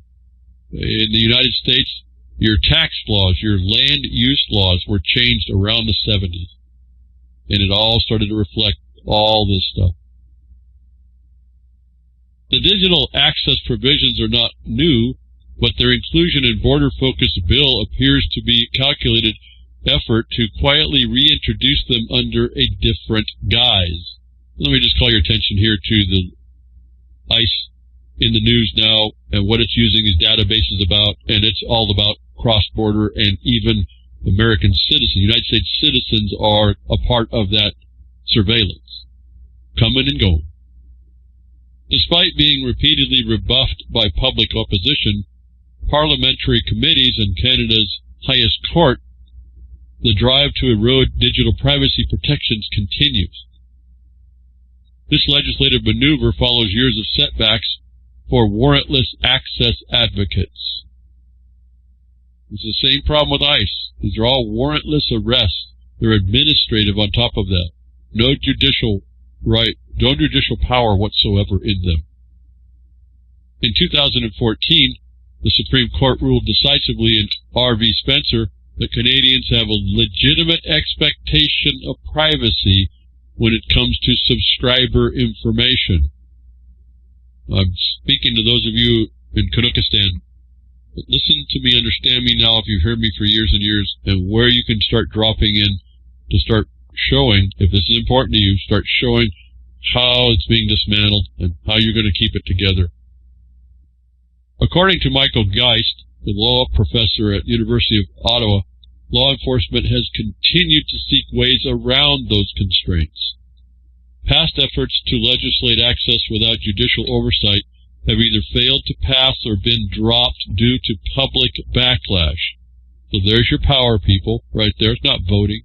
It's being aware and speaking out about it and doing it in large numbers so that they have to knock it down. It's when you're not looking is when they pass all this stuff. Like, that's why they hide this stuff in big bills that no one reads. That's the other trick they do. So you have to be there. And that's not fun, and it's not fair. So we got another problem, too. In other words, we shouldn't have to be doing this. The fact that you have to do it says you're an occupied people. Or there's someone that's coming to occupy you or control you even worse. You're not free from fighting with them to stop that. There's got to be a law here, folks. I mean, let's write another one that no one pays attention to. Just stop. Stop the attack. But see, this is the contention that was built into these so-called democratic systems that keeps you at each other's throats, that needs to be rethought and readdressed and made more clear that we aren't having to deal with this. We can get on with our lives instead. Despite the legal precedent, Bill C-2 is attempting to carve out a new space for surveillance. Among its more concerning features is a clause that would allow authorities to issue information demands to service providers without needing judicial approval. These demands would compel companies to confirm whether they provide services to specific users, whether they hold transmission data related to those accounts, and where the services are or were provided, both inside and outside Canada. Hear that? Both inside or outside Canada. Again, my thought flashes, this is going to be so important to be able to store your information or have it transiting encrypted so that there's nothing that they can see. This is why they're attacking it. Why they attack end-to-end encryption. It's why they want to go after the HTTPS type thing and have a backdoor about it. This is what this is about. But even outside Canada, and you see how the United States expanded that to incorporate incidental United States citizen data on their communications in the NSA. You see it starting here. Here's the words out for Kazakhstan. The threshold for triggering such a demand is alarmingly low. Law enforcement must merely suspect that a crime has occurred or may occur, and that the requested information could aid an investigation. The demand doesn't require disclosing the actual data, but it functions as a roadmap to it, alerting police to which providers hold what kind of information and where it might be found. Such indirect searches effectively sidestep the very privacy protections the courts have upheld. And something else buried, but maybe we can take some advice from those that have come before us, not subject to central fiat manipulation or digital bondage. Archaeologists find intensive indigenous farming in Michigan. Ancestral Menominee farmers rework the soil to create raised fields. With its cold climate, short growing season, and dense forest, Michigan's Upper Peninsula is known as a challenging place for farming. For all of us nuclear winter-looking people, for all us colder climate-looking people, maybe. But a new Dartmouth-led study provides evidence of intensive farming by ancestral Native Americans at the 60 Islands archaeological site along the Menominee River, making it the most complete ancient agricultural site in the eastern half of the United States. The site features a raised ridge field system that dates around the 10th century to 1600, and much of it's still intact today. The raised fields are comprised of clustered ridged garden beds that range from 4 to 12 inches in height and were used to grow corn, beans, and squash, three sisters, and the other plants by ancestors of the Menominee Indian tribe in Wisconsin.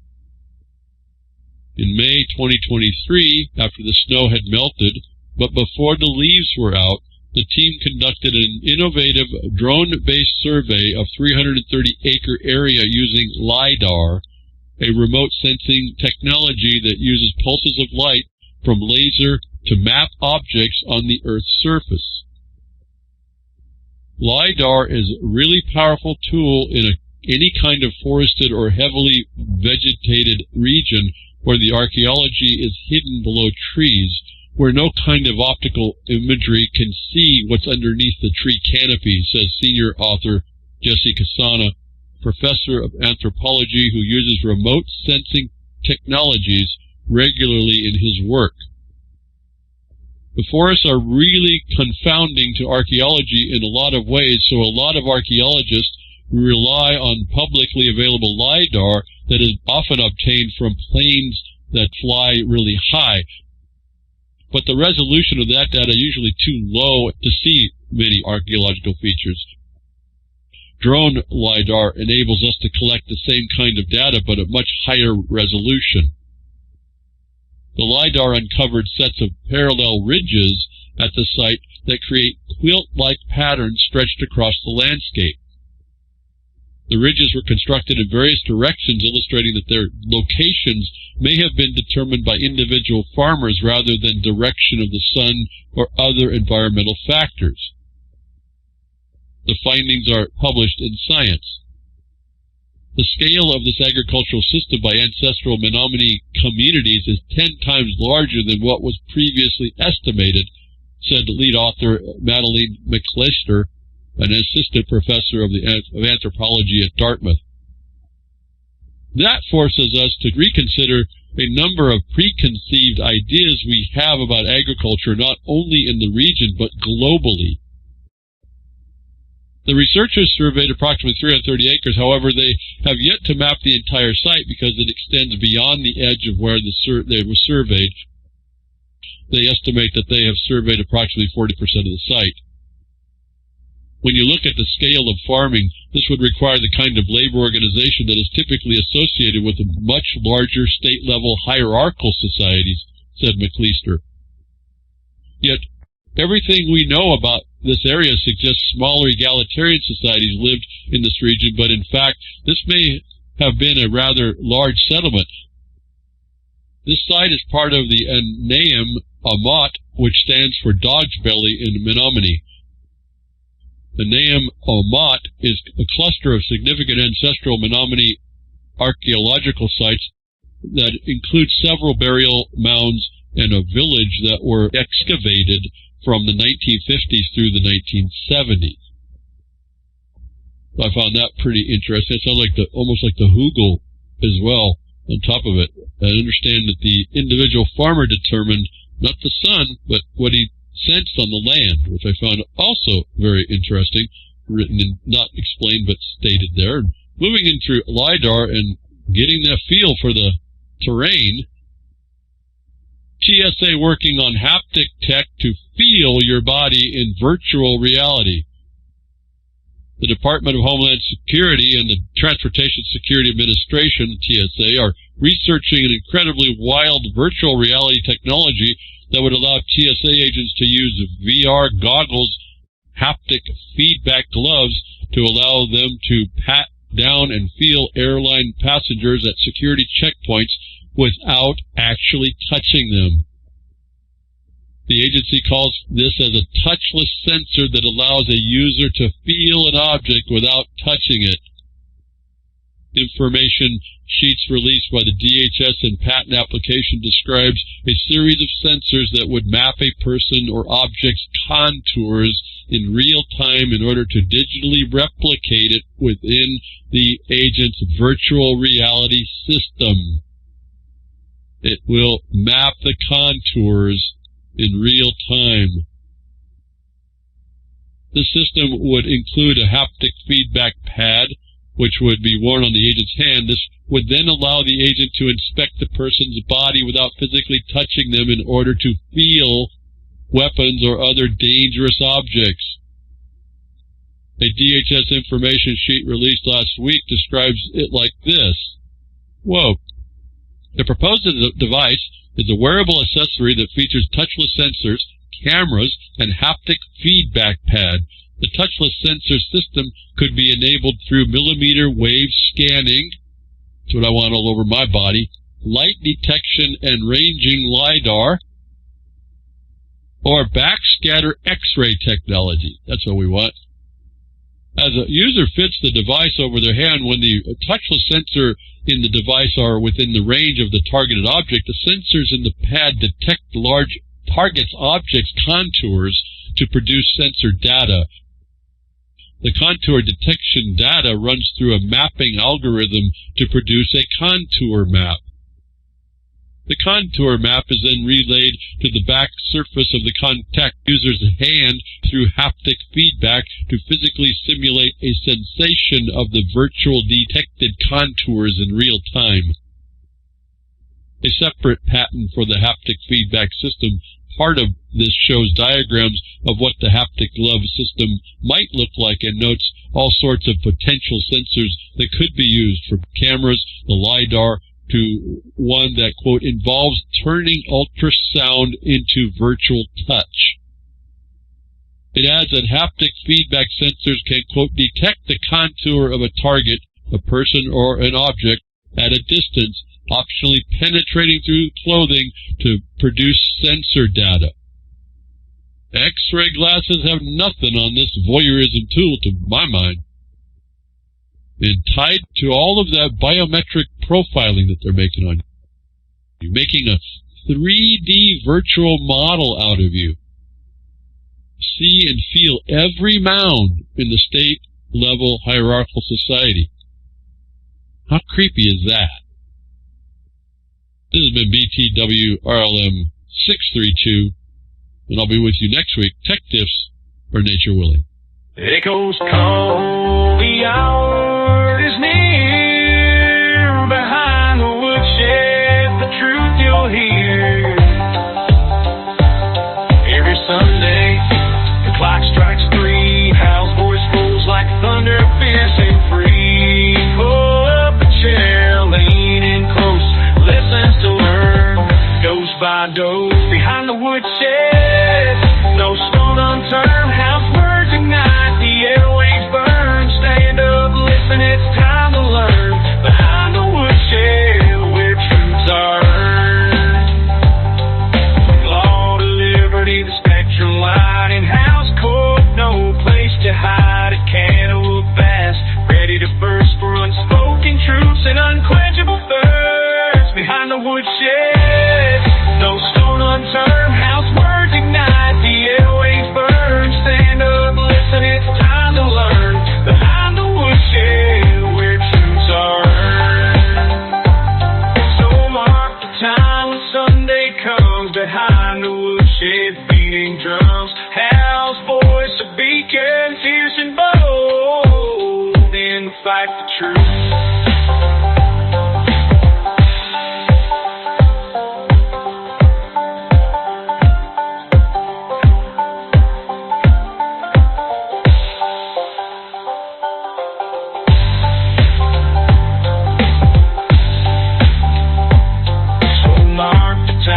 Sunday comes behind the woodshed, beating drums, house voice a beacon, fierce and bold in the fight for truth.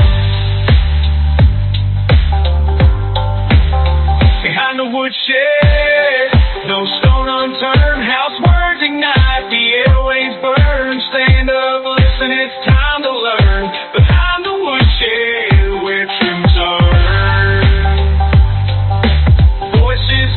From near and far, house truth shining like a northern star. A rallying cry in the digital space. Behind the woodshed, truth's the ace.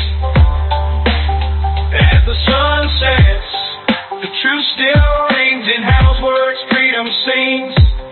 Join us next week, heed the call. Behind the woodshed, standing